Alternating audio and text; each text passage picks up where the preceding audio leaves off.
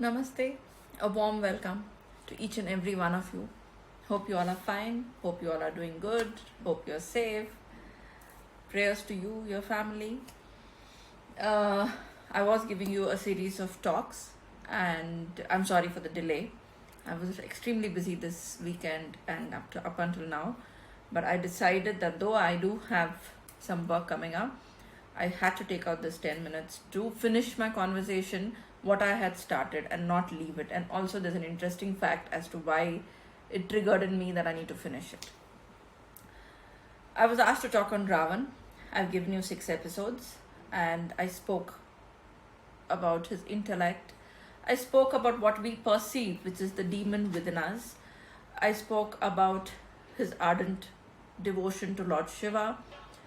I spoke about the Shiva Tandav Stotra, the Ravan Samhita. I've spoken about everything fairly, and I don't want to prolong it anymore and make it boring to get into anything else. I would like to end my talk, today being the 7th episode. And before I end my conversation, I thank you all for your extreme trust and belief in me, and even listening to me, sharing this video. The comments I have been receiving, it's just beyond my thought process, and I'm truly grateful to each and every one of you for this beautiful experience that I'm having it from you all. So now, as I start off and as I'm speaking about Ravan, and I've spoke about his 10 faces, everything, at the time of death, when he was on his deathbed, when Rama had shot his arrow and killed Ravan, and he was lying there taking his last breath, Lord Rama told Lakshman, his brother, saying that go to him and learn his secrets and lessons, which is very important. So Lakshman went up to him and stood near his head, and Ravan refused to speak to Lakshman or say anything to him. Can anyone think as to why? So he came back, and when he came back, Lord Rama said that you cannot go stand near his head. He's teaching you something. Go stand near his feet. Accept the teaching and don't have arrogance and ego in your way. So when that was said, Lakshman went back and stood this time near Ravan's feet. When he stood near Ravan's feet, Ravan gave all his life learnings and lessons to him. And I can say it in my own words, but I may lose out on the importance and the thing of it. So I will just kind of brush in and speak accordingly as need be, the essence of it. So when he went and started, the first thing Ravan told Lakshman is that one should always complete any auspicious work that is taken. Even if he delays the inauspicious work, he should always complete anything auspicious he starts. So on that note, I did start something. It's irrelevant whether you all see it auspicious, not auspicious. I was not here portraying Ravan as a demon. I was here portraying Ravan as an intellect man and ardent Shiva devotee. There are amazing lessons to be learning from him, and I did start something, and I was stalled from completing it.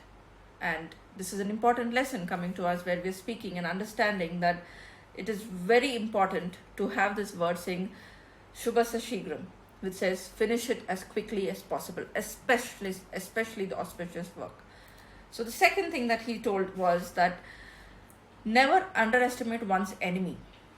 Sometimes our ego is such, sometimes we get into that zone where we feel we can never be taken over or nobody can win a battle with us. That is dangerous. You are underestimating your enemy. So it is very important to know.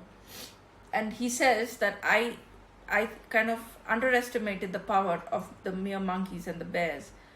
And today they have supported Lord Rama to win over me. So never underestimate your enemies.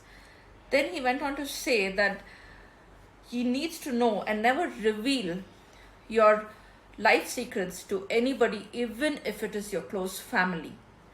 Ravan had told his brother Vibhishan all his secrets and secrets of how he can die. And that was exactly used by Vibhishan with Lord Rama in killing Ravan. So these are some of the things that he said. And not only did he say that, He further went on saying that never make people, like, be it your brother, your charioteer, which for us today could be a driver, chauffeur, whatever you want to say, your cook, your staff, people who are very close to you, your enemy, because they are going to be the first ones to harm you, which is very important and a beautiful lesson for us. Second, he said, don't always think that you can win. Okay, there's always going to be a time where you may not be able to win. Next, always trust the minister who criticizes you. We shy away from people who condemn us and criticize us, but sometimes it's good to trust them because they are guarding our back and saying certain things for our own good, and they're wishing well for us in their own way, in whatever way you want to see it and perceive it. Next, never think your enemy is smaller or less powerful than you, because you never know. Because Ravan just thought Hanuman is just a mere monkey, but what did Hanuman do? He literally lit fire to the whole Lanka. So never underestimate your enemies, is what he said. And he said, never think you can outsmart the stars, because the stars have the final say and they will get you what you are destined for. He further goes to say, whatever you do, whether it's loving God or hating God, but do it with full passion. And he says, a king who's eager to win glory should always hide his greed and not show that out, because the minute he has his greed, everything else is not in his control. A king must always welcome the smallest chance to do good to others.